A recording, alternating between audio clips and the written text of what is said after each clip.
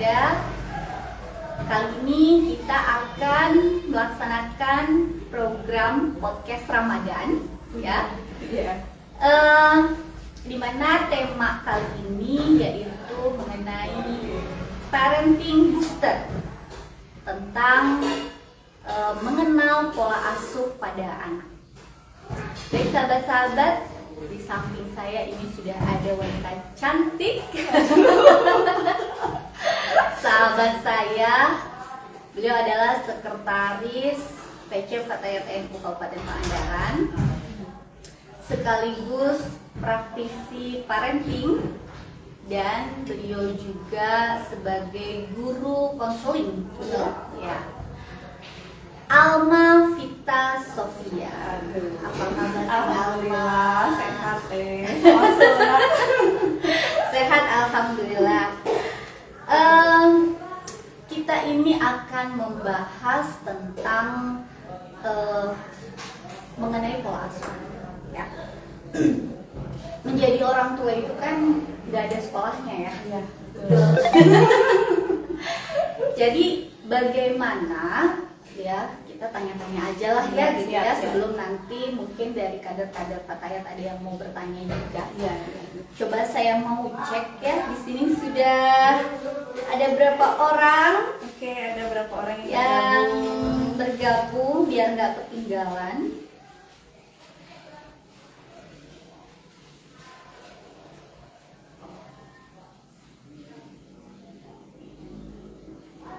Baru ada 3 orang. Oke, 3 orang. Nggak apa-apa lah, ya, Ya, sambil apa-apa. berjalan aja. Ya.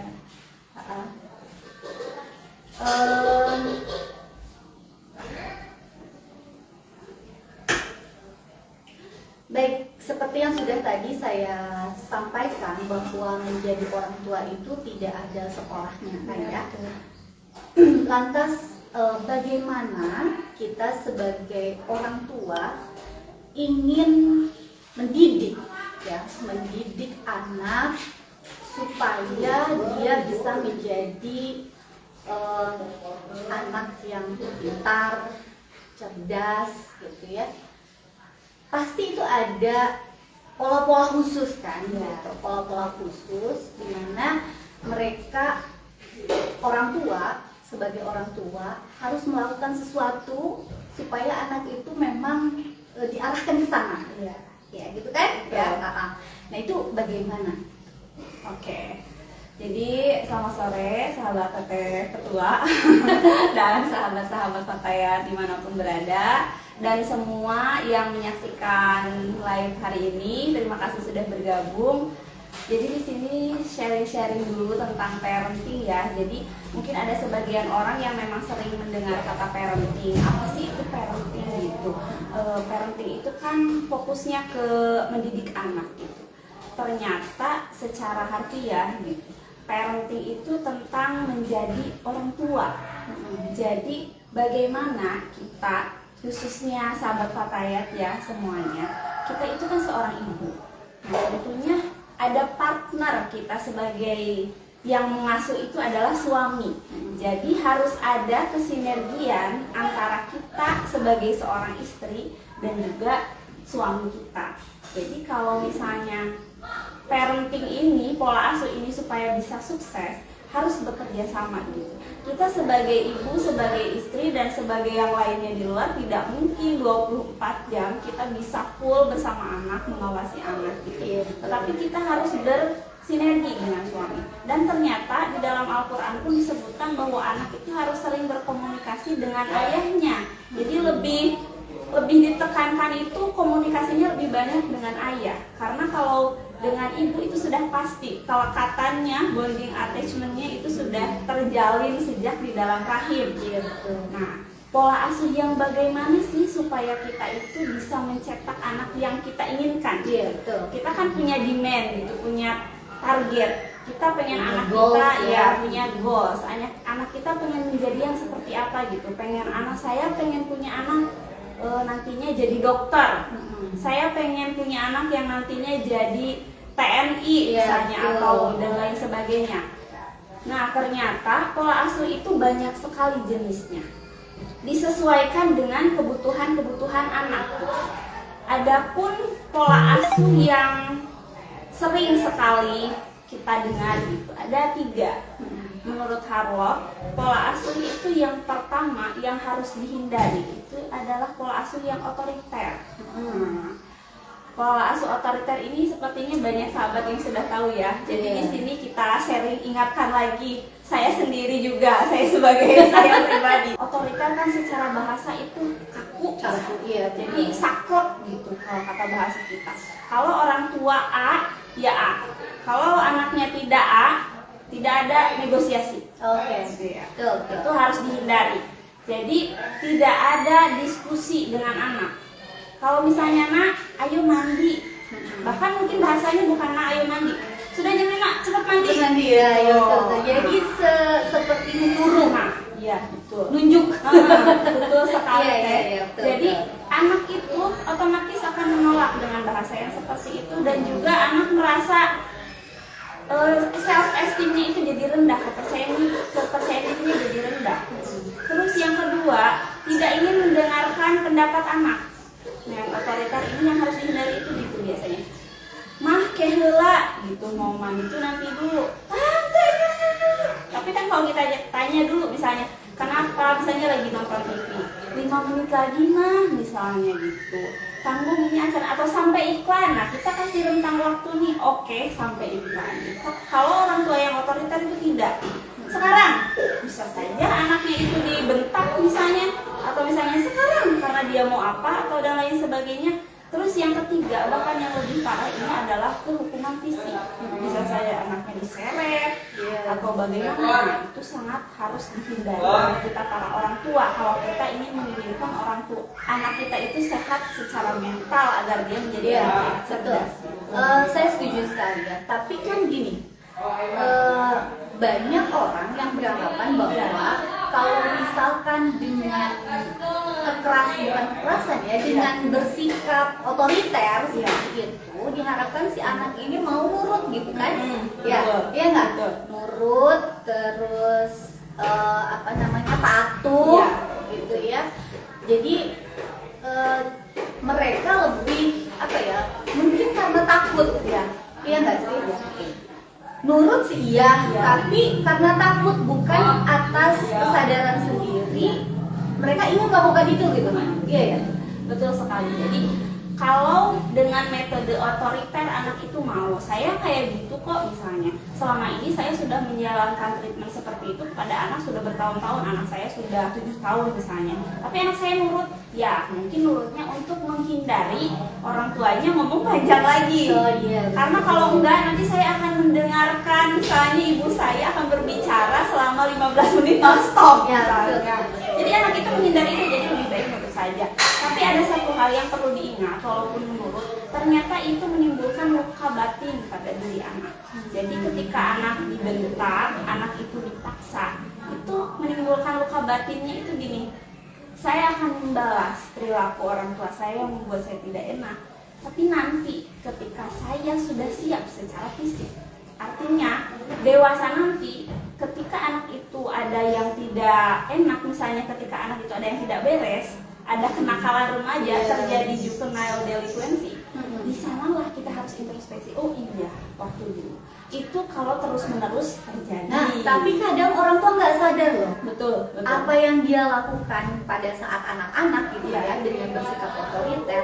Terus nanti setelah anak itu dewasa gitu ya, remaja lah, SMP gitu ya, dia berperilaku yang istilahnya negatif gitu ya.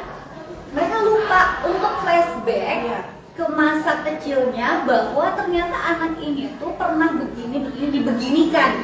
Benar nggak sih? Ya. Nah, gimana supaya orang tua itu menyadari itu ketika anak dewasa ya, kemudian berperilaku yang negatif gitu ya, itu mereka orang tua sebagai orang tua bisa menyadari bahwa oh iya, mungkin ini tuh akibat ini gitu ya. Bagaimana supaya menyadari itu? Karena rata-rata nggak sadar. Iya. Coba gimana itu? tahapan yang pertama mungkin kita sebagai pihak yang aware ya. Mungkin ada beberapa orang yang aware-nya itu misalnya sebagai seorang kakak, sebagai orang terdekat, atau misalnya sebagai, pokoknya bukan selain orang tua, aware, wah dia A itu berperilaku negatif karena saya ingat dulunya pernah diginiin, atau karena saya tahu dia pernah cerita ke saya dulunya pernah diginiin. Cara menyadarkannya itu bagaimana? Karena ya itu yang pertama itu adalah komunikasi yang efektif.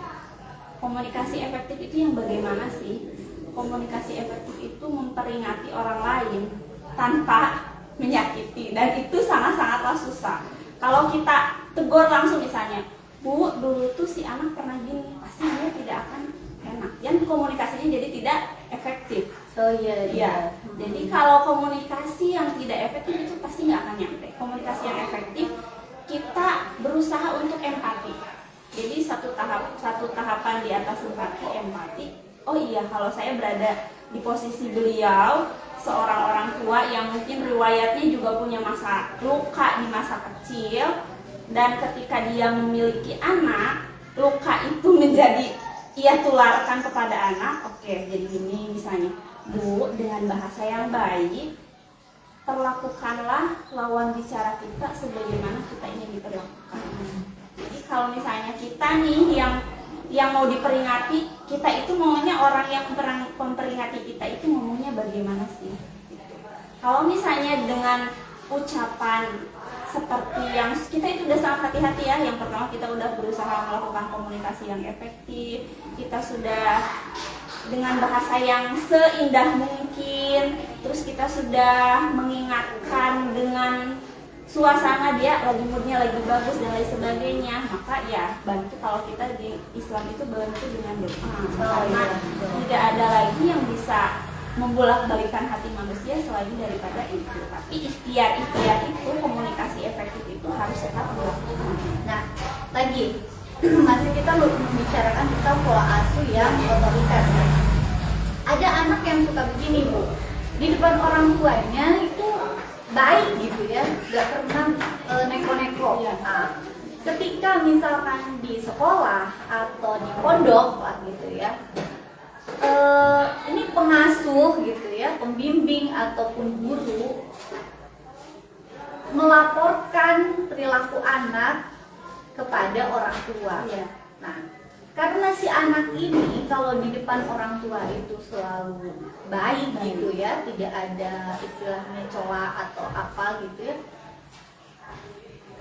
justru yang jadi salah itu adalah guru. Yang jadi salah itu adalah pengasuh. Orang tua kadang nggak percaya karena anak selama berada di lingkungan keluarganya itu tidak pernah neko-neko. Nah, itu bagaimana? Kan sahabat Alma nih sebagai guru konseling kan gitu kan. Nah, kita menyampaikannya itu bagaimana? Kalau tadi kan harus dengan komunikasi yang efektif.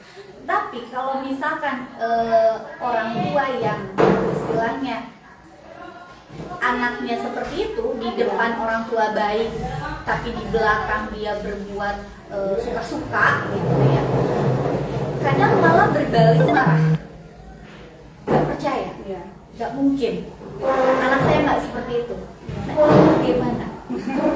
Pastinya sahabat-sahabat Fatayat, karena banyak sekali sahabat Fatayat di Kabupaten Pangandaran ini yang menjadi guru, tentu pernah merasakan hal yang seperti ini gitu. Nah, itu bagaimana? Yang perlu digarisbawahi adalah satu, anaknya itu baik ketika ada dekat dengan orang tua. Nah, mayoritas orang tua itu mendefinisikan kata baik itu dengan beberapa simptom, beberapa tanda-tanda. Misalnya yang pertama, jarang main keluar. Anak diartikan baik. Ketika anak saya di rumah terus, Bu, jarang main keluar, orang tua langsung menyempitkan artinya anak saya baik. Yang kedua, ketika anaknya misalnya jarang nongkrong-nongkrong bersama teman-teman, temannya sedikit, itu lagi. Anak saya baik, Bu, gaulnya juga saya tahu temannya itu si A, nggak pernah bermain dengan yang pemuda itu sekarang kayak gitu. Terus yang ketiga misalnya, orang tua itu mengartikan baik ketika anaknya jarang berbicara, jarang mengomongkan pendapat,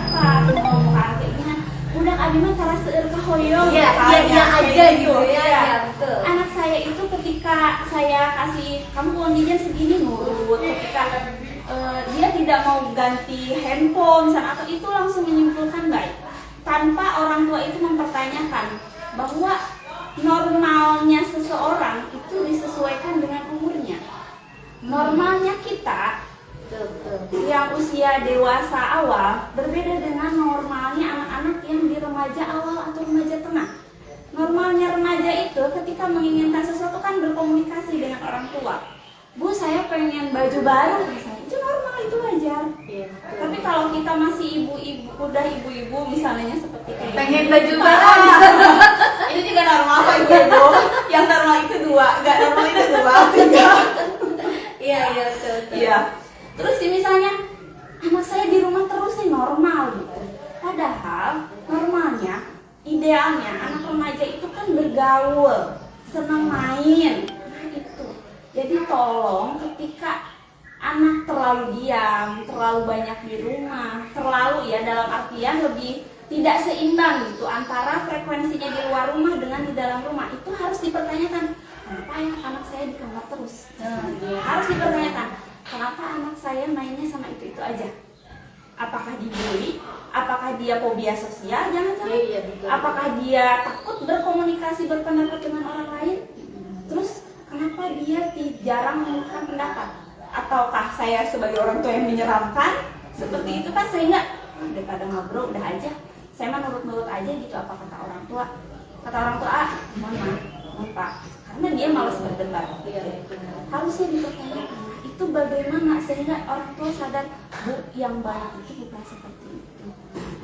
Kita minimal menggunakan orang terdekat dari orang tua tersebut. Jadi orang tua tersebut dekat dengan siapa? Misalnya kita yang belum paham nih ayahnya itu sangat mencintai putrinya itu banget. Tapi ibunya sudah mulai open minded misalnya kayak gitu. Bisa kita dengan touch ibunya, Bu, Kasih tahu gitu ya, kasih tahu. Nah, kalau dua-duanya ini bagaimana? Betul. Ayahnya seperti itu, ibunya seperti itu. Dengan cara kita cari orang terdekat. Misalnya anak yang paling dipercaya siapa? Ada yang dituakan, misalnya kakaknya. Oke, kita berkomunikasi dengan kakaknya. Kalau dengan kakaknya bisa menjadi perantara, misalnya step by step ya Teh ya. Kalau satu tahap kita komunikasikan anaknya seperti ini, pasti orang tua kaget kan. Kaget. Wah, Betul. kenapa selama ini padahal di rumah Iya, baik-baik aja. baik-baik gitu aja. kan. Ketika saya pesantren kan lo kok jadi begini gitu langsung Menjudge tempat nih lingkungan. ya. Iya, Jadi betul. satu hal kita komunikasikan dengan pihak ketiga terdekat dari kedua orang tua tersebut. Itu ikhtiar pertama. Tapi biasanya lebih efektif dengan orang terdekat. Karena kalau dengan kita yang notabene-nya itu adalah Orang asing. iya. Orang asing Orang baru kenal begitu, gitu lah, orang baru kenal. itu akan susah sekali. Baik, ada pertanyaan nggak ya ini dari sahabat-sahabat Fatayat? Oke. Kalau ada yang mau nanya silahkan ya, langsung aja di Iya. chat di situ ya. Oke, sambil menunggu pertanyaan yang lain, dari yang lain ya. Tadi kan baru satu pola asuh yang tipe otoriter. Selanjutnya nih pola asuh yang bagaimana? Biar nanti saya bisa milih sendiri gitu. Saya ini termasuknya orang tua yang seperti apa? Sama ini juga mengingatkan diri saya sendiri juga ya. Betul, iya. Karena kenapa saya kasih nama parenting booster ya? Karena itu naik turun iman. Iya, Kalau betul. parenting itu, kalau nggak sering kita baca, nggak sering kita sharing-sharing kayak gini itu, kalau kita lagi capek, mood kita lagi buruk itu biasanya setan tuh datang kan. Iya, betul. Nah, satu hal lagi. Dan kadang orang tua itu dia melakukan pola asuh seperti apa yang sudah diberikan kepada orang tua, jadi turun-temurun. Betul nggak sih? Iya. Jadi kalau misalkan dia memang peduli gitu ya, care terhadap perkembangan anak, pasti dia akan banyak membaca. Iya. ya kan. Tapi kalau yang saya rasa didikan orang tua saya ini benar, dan saya bisa menjadi seperti ini, dan sudah gitu, tanpa berpikir bahwa apakah pola asuh itu relevan atau enggak sih dengan perkembangan zaman sekarang, nah, gitu kan ya. Nah, makanya penting banget, benar. Jadi parenting booster, benar ya. Betul. Booster banget. Booster banget. Nah, jadi baru satu nih ya, pola asuh ya, pola asuh yang harus dihindari itu adalah yang otoriter. Nah, yang kedua. Oke. Tadi kan ada 3. Nah, ya. Yang kedua ini adalah pola asuh yang permisif. Pola asuh yang permisif ini biasanya Membolehkan atau gimana? lur, Oh, iya. kalau bahasa Sunda itu. Membiarkan. Membiarkan. Tidak ada aturan untuk anak. Oke. Anak mau pulang jam 2 malam silahkan, terserah. Iya. Anak mau minta uang jajan 1 juta per minggu silahkan. Wow. Luar biasa. Mungkin ya, betul. Iya. Mungkin ada yang anaknya, saya mau segala minta gitu ke orang tua, Iya. dipenuhi. Orang tua menganggap bahwa materi itu adalah salah satu Bentuk kasih sayang. Kasih sayang. Iya. materi yang berlebihan. Jadi apapun dipenuhi, tapi tidak ada aturan untuk anak. Tidak ada target, anak saya harus dibagaimanakan. Terserah bagaimana dia gitu. Oke. Jadi terlalu melonggarkan. Kalau tadi otoriter itu terlalu kaku, kalau sekarang permisif sebaliknya. Dibiarkan, tidak ada aturan sama sekali. Maka yang terjadi apa? Walaupun kita ya harus menghargai pendapat anak. Nak, kamu mau jadi apa? Nak, kamu sukanya apa? Kita kan akan sangat menghargai ya Iya, pendapat betul. anak. Tapi kalau terlalu dibiarkan dan kita tidak memberikan gambaran kepada anak, nah kalau kamu jadi kayak ini nanti seperti ini loh. Nah kalau kamu jadi dokter nanti kamu seperti ini loh. Jadi seniman begini. Iya, jadi seniman Jadi begini. dayang begini. Begitu. Kalau tidak diberikan gambaran oleh kita yang tentunya pengalaman hidupnya lebih lama daripada anak kita, maka anak kita akan mengambil definisi yang sempit sesuai dengan pemahaman dia. Bahayanya itu. Jadi sakarna dia sesuai dengan pola pikir dia di usia itu. Yang bahayanya itu seperti itu. Nantinya dia akan lebih cuek. Saya mau jadi apapun, tidak jadi apapun, orang tua tidak akan apa-apakan saya. Jadi tidak ada hukuman, bukan hukuman, tidak ada konsekuensi atas apa yang dia lakukan. Dia melakukan hal kebaikan, ya oke. Dia melakukan hal keburukan, ya nggak apa-apa. Kalau terlalu longgar seperti itu juga tidak baik. Akhirnya anak kan tidak punya target, tidak punya tujuan hidup. Saya mah gimana angin, gimana air yang mengalir, asalkan saya mah hidup, toh kebutuhan saya dipenuhi oleh orang tua. Itu yang paling berbahayanya. Jadi nanti itu akan kelihatan ketika dewasa. Semangat belajarnya rendah, menggapai cita-citanya juga rendah. Apa tuh bahasanya kalau di psikolog tuh achievement ya? Iya, effort, usaha anak. Nggak ada gitu ya? Ada. Persaingan tuh nggak ada. Betul, betul. Persaingan tuh tidak ada, karena bagi dia kalau saya bersaing dan tidak bersaing, saya pun tidak akan apa-apa apa-apa gitu ya. gitu. Tidak apa-apa, orang tua tidak akan mengomentari saya. Nah, dan yang paling ininya lagi gitu ya, untuk pengasuhan di pesantren terutama, jadi mereka menganggap ketika dapat hukuman Iya. takjiran gitu ya dari pondok, mereka akan bilang, kenapa ditajir? Orang tua juga nggak bakalan ngomel ya, gitu kan ya. Iya, betul. Ini mungkin karena di rumahnya orang tuanya terlalu melonggarkan, permisif gitu ya pola asuhnya. Ya itu. Jadi kalau anak dari usia 0 bahkan mungkin prenatal dari kehamilan sudah dilakukan pola asuh yang seperti itu sampai dia anak umur SMA 15, maka ketika usia 15 tahun dia mendapatkan perlakuan seperti itu, maka akan menjadi hal baru bagi dia. Apaan nih? Iya. Saya kan gak pernah diginiin gitu. Saya kayak gini ya, namanya juga anak gitu, salah gitu. Maka akan sangat kaget. Jadi pola pikir kita yang menganggap bahwa itu adalah sebuah kesalahan, bagi anak itu adalah sebuah hal yang biasa karena saya masih anak. Nah itu bahayanya. Akan sangat sulit sekali ketika 0 sampai 15 tahun pola asuh orang tua seperti itu, terus kita melakukan perubahan gitu supaya anak itu menjadi lebih baik, bisa. Tidak ada yang tidak mungkin, akan sangat sulit karena tidak adanya support system orang tua. Oke, pembiasaan juga mungkin ya. Ya, betul. Pembiasaan dari kecilnya ini dibiarkan. Akhirnya ketika masuk pesantren dengan berbagai macam peraturan gitu kan ya. Oh ya, gitu. Saya paham sekali. Seperti itu. Iya. Oke, ya. Jadi sebenarnya parenting ini kontrolnya tetap di orang tua gitu.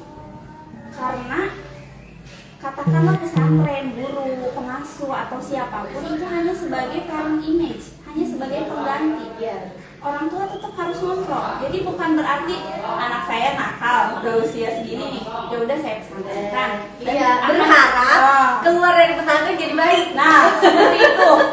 Itu jadi gimana ya? Mimpi. Kalau bahasa ininya, tentunya harus ada usaha yang dilakukan orang tua juga.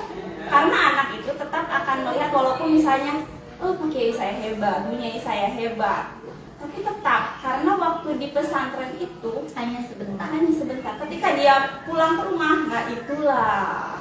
Dan efek dari ya pola asuh di keluarga Iya. itu biasanya terlihat di pondok. Betul Benar sekali. sih? Betul. Betul. Semua terlihat. Semua terlihat. Oke. Itu yang kedua. Berarti yang pertama yang harus dihindari itu otoriter, Ya. yang kedua pola asuh yang permisif, yang ketiga apa? Yang ketiga ini yang memang rangkuman dari semua pola asuh yang baik. Sebenarnya banyak, cuma yang sering di familiar dengan orang itu dari rangkum. Yang ketiga adalah pola asuh demokratis. Di mana demokratis itu kita ada aturan, tapi tidak sakot. Kita tetap ada goal, kita tetap ada demand untuk anak, tapi kita mendengarkan pendapat anak. Sebentar. Ada aturan tetapi tidak sakot. Ya. Apakah tidak akan dikatakan bahwa orang tua itu pelin-pelan? Tidak. Gimana itu? Jadi gini, misalnya aturannya anak tidak boleh pulang lewat dari jam 9 malam misalnya. Anak-anak yang di luar. Di luar ya. Oke. Jam 9 malam. Ketika jam 9 kurang 15 kita udah WA. Nah, pulang 15 menit lagi sudah jam 9. Ketika anak pulang telat, kita nggak langsung gimana? Nggak langsung nada tinggi, membentak, pokoknya keluar langsung. Kita tanya dulu. Atau kalau raut anak udah kelihatan nggak enak lah, kita cukup dari mana? Nah, besoknya baru ngomong. Karena anak itu akan mengerti ketika, tapi konsisten gitu. Aturannya jam 9. Jangan ketika besok telat 5 menit jadi jam 9.15 misalnya, ketika jam berapa, asal tetap. Jadi ketika kita jangan lelah ketika anak kita salah, itu selalu mengingatkan, selalu berkomunikasi. Nah, itu tidak baik, nah itu tidak baik, nah itu tidak baik, terus kalau sounding terus setiap hari, katakanlah itu akan nempel. Rasanya nanti ketika anak jauh dari orang tua, itu tuh kayak suara-suara yang terus. Reminder Iya. gitu ya. Tapi nggak mengganggu karena itu cuci otak pelan-pelan gitu. Karena itu dilakukannya secara halus, tidak membentak, tapi terus-menerus sounding yang akhirnya menjadi masuk ke alam bawah sadarnya dan menjadi perilaku, oh iya saya harus pulang jam 9. Maka otomatis ketika jam 9 kurang 15 dia akan terus lihat jam 15 menit lagi nih, saya harus pulang. Berarti maksudnya saklek tidak saklek. Maksudnya tidak saklek di sini itu bukan berarti sekarang Iya. bolehlah ya jam 9 lewat 5 menit. Besok nggak apa-apa deh, nggak apa-apa, nggak gitu ya. Jadi aturan tetap pulang jam 9 malam, tetapi kita sebagai orang tua mendengarkan alasan Iya. kenapa dia bisa pulang terlambat. Iya. Seperti itu. Nah, kemudian ada nggak konsekuensinya? Ada. Harus ada punishment gitu. Apa itu kira-kira? Jadi istilah kenapa di sini istilahnya konsekuensi, karena kalau hukuman biasanya konotasinya negatif. Oh iya, betul. Jadi anak itu harus tahu konsekuensinya ketika saya kuat itu apa, yang sesuai dengan Usia. usia dan juga dengan kesalahannya. Oke.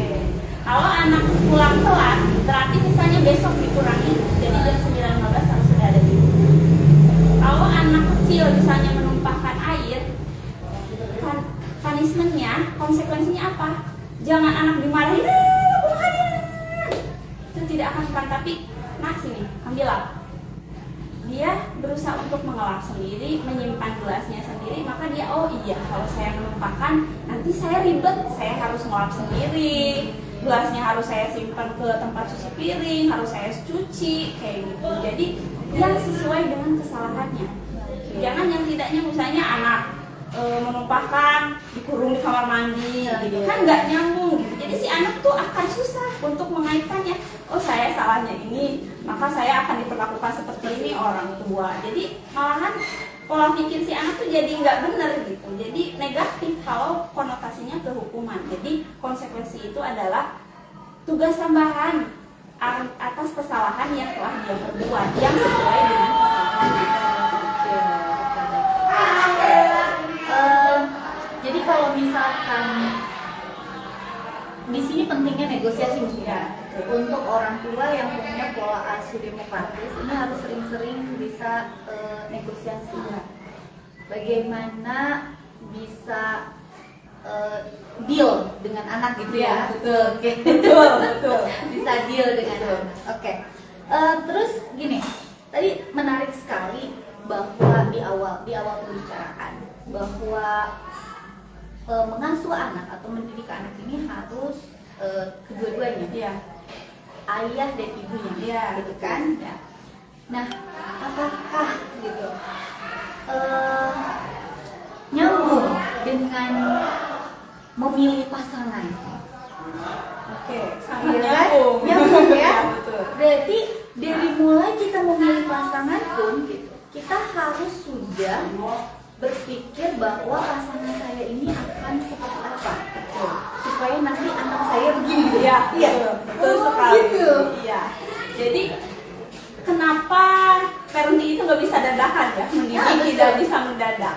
Mendidik tidak bisa mendadak. Betul. Jadi sering banget mendidik tidak bisa mendadak. Karena kalau mendadak itu jadinya tahu bulan. Iya benar-benar. Karena tidak bisa. Kita itu memulai parenting itu sejak kita memilih pasangan. Kita itu kayak sudah punya visi misi untuk hidup. Jauh ya? Jauh sekali. Jauh sekali. Jadi kalau ada IPNU atau IPPNU yang menonton, Iya, silakan. yang berarti dari sekarang pilih pasangan mau yang seperti apa gitu ya. Oke. Jadi kita harus punya programnya nih. Kita mau bikin, jadi program itu bukan hanya di organisasi ya. Iya. Di keluarga pun harus ada programnya. Kita akan mencetak anak seperti apa. Maka kita mencari suami yang seperti apa. Mencari suami yang mau bermain dengan anak, mencari suami yang mau berkomunikasi dengan anak, yang mau bermain dengan anak, maka itu akan menimbulkan menghasilkan anak yang sehat secara psikis, dan itu akan menjadikan apa ya, poin plus. Ketika dia sehat mental, dia bahagia, karena 0 sampai 5 tahun itu yang berkembang duluan adalah perasaannya. Kalau dia bahagia, maka akan merembet ke yang lainnya. Pembelajarannya akan lebih semangat, kecerdasannya akan lebih optimal, dan lain sebagainya. Tapi kalau 0 sampai 5 tahun, banyak kejadian-kejadian traumatis, tidak dekat dengan salah satu orang tua, karena di sini ayah dan ibu ya, maka itu akan merembet nanti ke masa remajanya. Karena 0 sampai 5 tahun tadi masuknya ke perasaan, emosional, ke alam bawah sadar, itu direkam seumur hidupnya. Walaupun dia tidak ingat, kamu ingat gak waktu umur 3 tahun segini? Dia gak akan ingat. Tapi itu akan keluar dari bagaimana dia mengemukakan emosi, bagaimana cara dia kalau ngambek, bagaimana kalau dia tantrum ya. Oh, Itu iya. tuh benar-benar di saat golden age. Jadi bagaimana para orang tua, ibu dan ayah memperlakukan anaknya, itu tuh nanti keluarnya bukan, saya dulu ingat waktu 2 tahun diginiin sama mama sama ayah, enggak gitu. Tapi nanti apa yang terjadi dengan anak tuh dia, karena dulu misalnya tidak terlalu dekat dengan ibu, terlalu dekat dengan ayah seperti itu. Jadi merembet.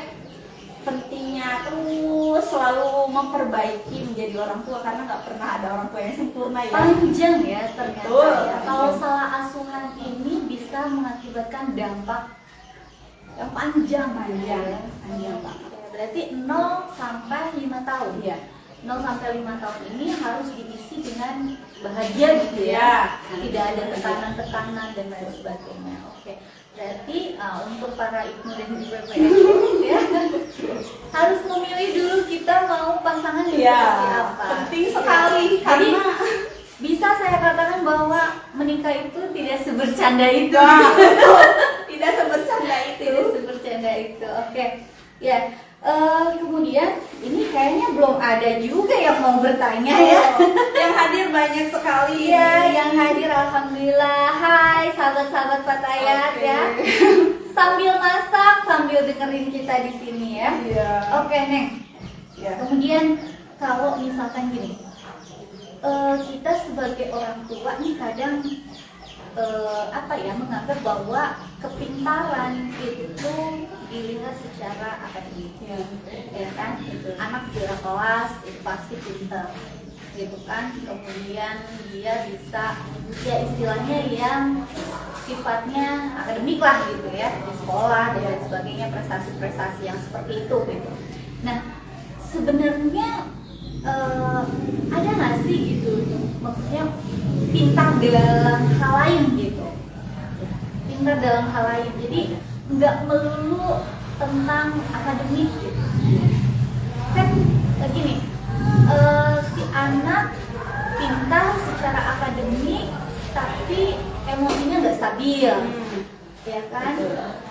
Akademiknya bagus, emosinya stabil, tapi spiritualnya kurang. Nah, ini bagaimana gitu? Apakah memang definisi pintar ini hanya untuk orang-orang yang memang juara kelas, atau bagaimana? Jadi pintar itu adalah kalian akan pintar sesuai dengan bakat kalian. Harusnya digarisbawahi itu. Seseorang itu jenius pada bidangnya. Seorang ahli matematika akan jenius apabila dia terus disajikan dengan matematika.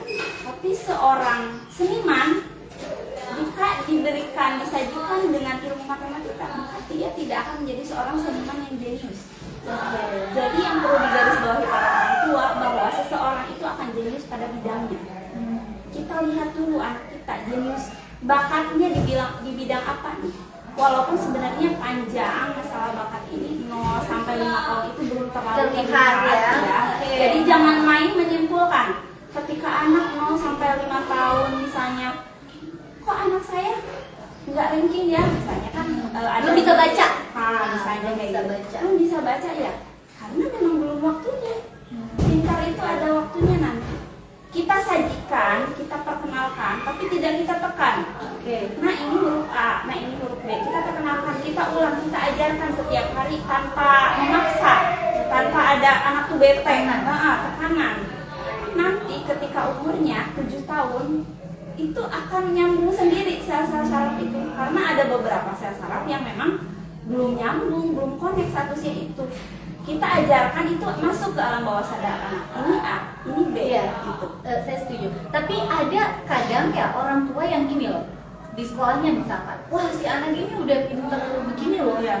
Bahkan bisa dia sampai sudah bisa membaca tentunya, kemudian udah hafal, udah tahu misalkan bahasa Inggrisnya apa ini. Kadang orang tua tuh langsung apa ya? Kabita. Iya, betul. Tertarik gitu ya, tertarik. Wah si itu mah udah begini, si itu mah udah begini anaknya, dan menganggap bahwa anaknya sendiri ini adalah kayaknya anak saya nggak pinter gitu ya, nggak pinter. Nah ini untuk mengedukasi para orang tua ya, bahwa pintar itu tidak harus dalam hal-hal yang akademik. Itu bagaimana?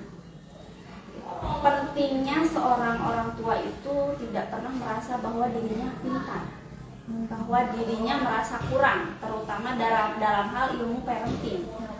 Seperti ya saya juga terus belajar gitu.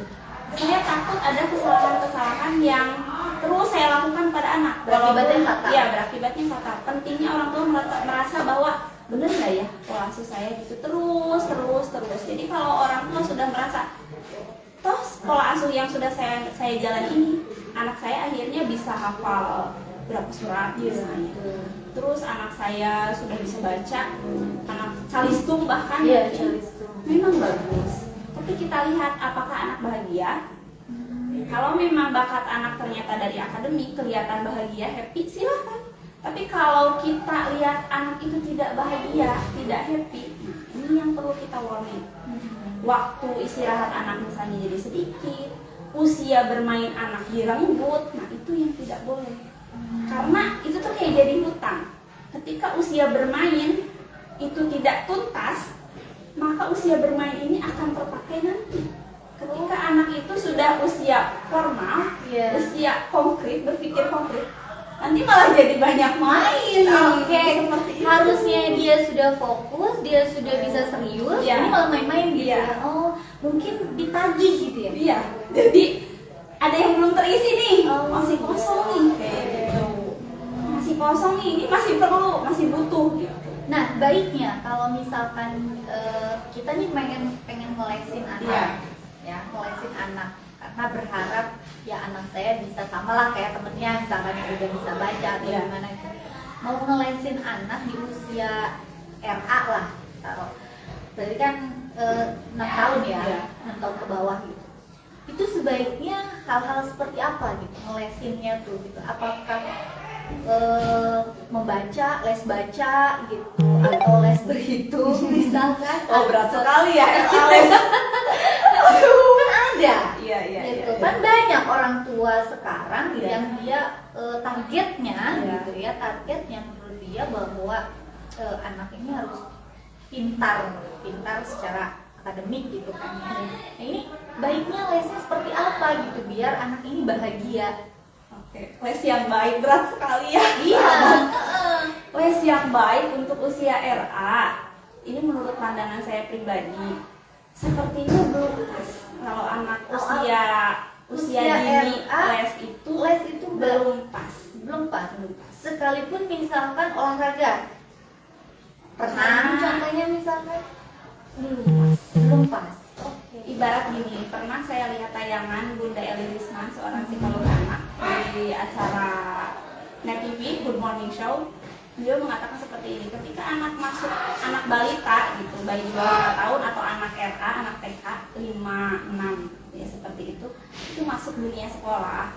Itu ibaratkan kita yang masaknya di rumah itu biasa aja, tiba-tiba masuk sekolah masak koki yang harus pakaian kita rapi, masak kita diatur, cepat-cepat perintah orang ABCD bahasanya baru-baru, itu ibarat seperti itu. Jadi kasihan, iya asing. Oke. Ini bukan orang tua saya, ini bukan keluarga saya. Dia harus mengikuti perintah yang orang yang baru dia kenal. Itu akan berat sebenarnya bagi dia. Ada mungkin beberapa anak yang adaptasinya cepat, tapi bagi anak yang adaptasinya kurang cepat, itu akan menjadi beban bagi anak tersebut. Dan rasanya kurang pas, kasihan gitu. Sebenarnya masih usia bermain. Kalau mau, itu orang tuanya langsung. Karena pelajaran terbaik, ilmu terbaik, permainan terbaik itu adalah tubuh orang tua. Oh gitu. Jadi Iya. ketika ibunya mempraktekkan, nah baca itu, ibu itu anak lebih antusias, lebih senang walaupun misalnya mukanya kelihatan biasa aja, tapi itu akan langsung masuk ke memori dia. Dan ketika ayahnya mengajarkan misalnya renang itu gini loh, itu akan lebih masuk. Ketika orang tuanya langsung mengajarkan. Oke, berarti usia berapa anak ini harus dileskan gitu? Ya selesai usia RA lah gitu kalau bisa. Ya. Berarti 7-8 tahun. Iya. Oh. Kalaupun ya kalau anaknya kelihatan bahagia ya silakan. Tapi kok rasanya saya nggak tega ya. Berat gitu. Iya betul. Tapi kan gini, kalau misalkan ada anak-anak yang memang kebutuhan makan otaknya, Iya. kebutuhan makan otaknya itu lebih besar Iya. daripada orang-orang normal pada umumnya. Iya. Berarti kan IQ-nya 117 ke atas Iya. ya? Iya betul ya? 120 ke atas. 120 ke atas. Itu bagaimana? Sedangkan pembelajaran di sekolah itu tidak cukup. Iya. Nah itu harus bagaimana? Berarti kan anak itu harus banyak les nih Iya. kan? Ya. Bener gak sih? Harus banyak kan? Itu apakah tidak akan apa ya? Tadi mengakibatkan tidak bahagia itu? Iya. Atau bagaimana?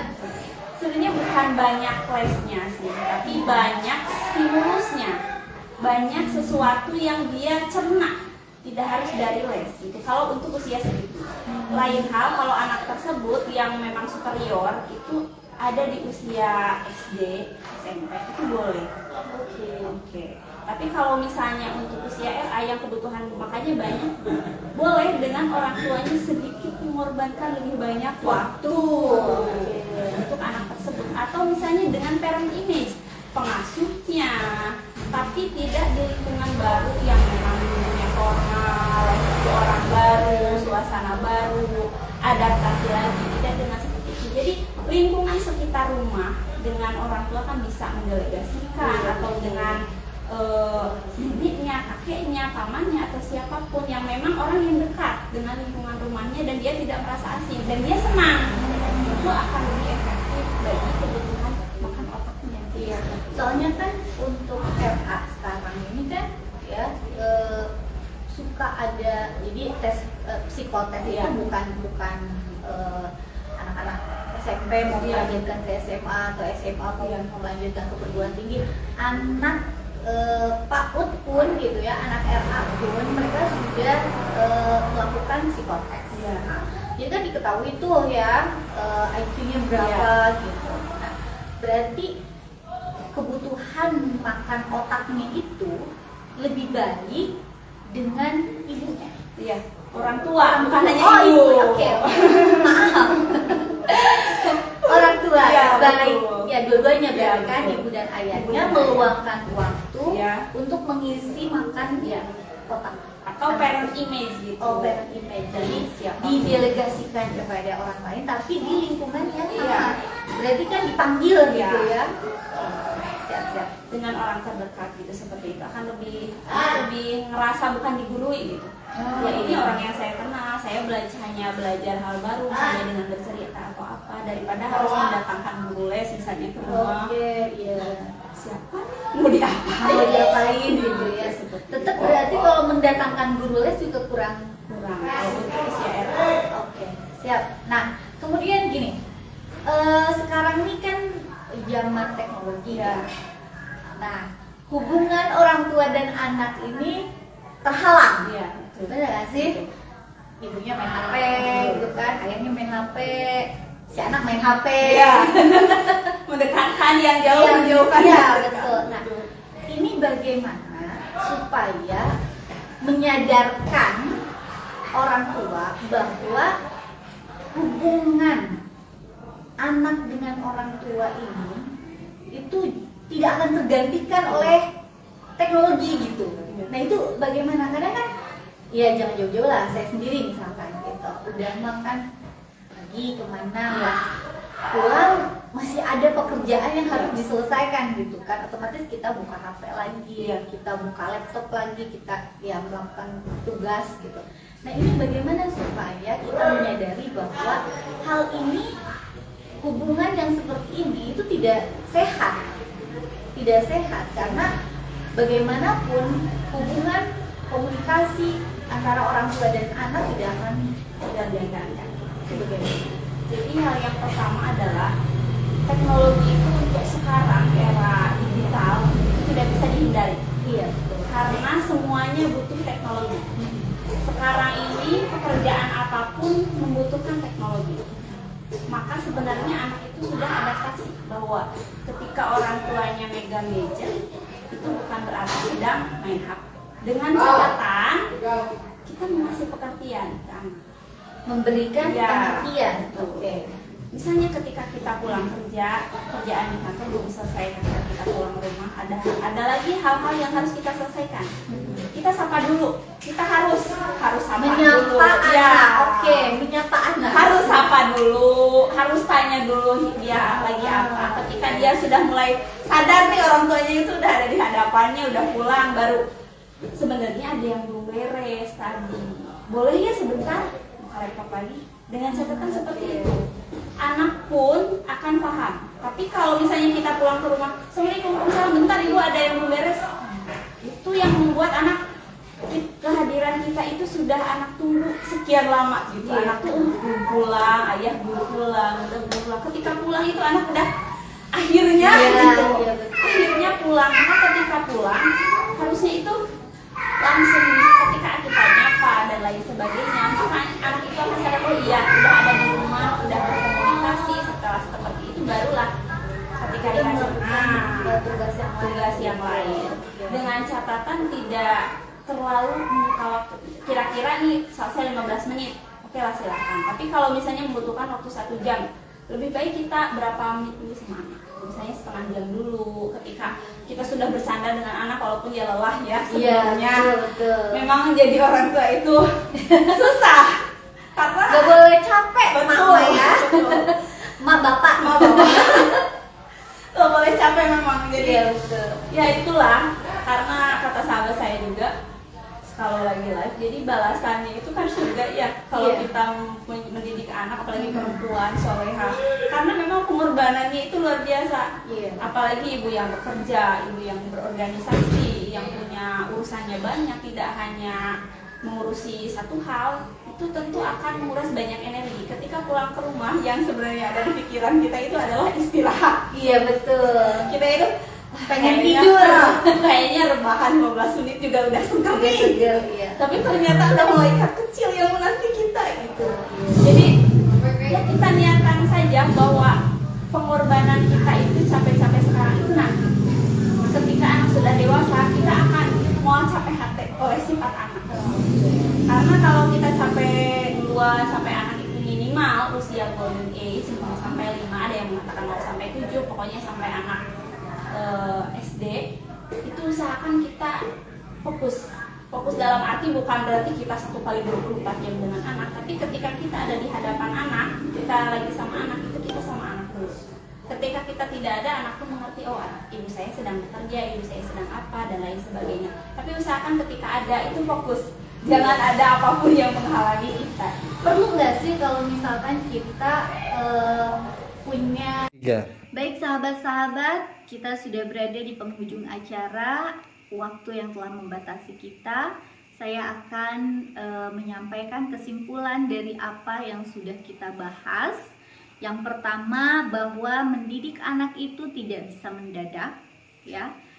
Harus dimulai dari pada saat kita menentukan pasangan yang tepat.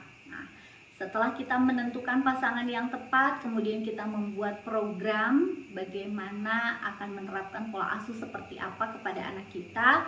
Kemudian itu diterapkan dari mulai kita mengandung anak sampai pada saatnya tiba anak kita lahir dan kita sudah siap menjadi orang tua yang harus meluangkan waktu minimalnya menyapa mereka dan berkomunikasi yang baik dengan anak kita.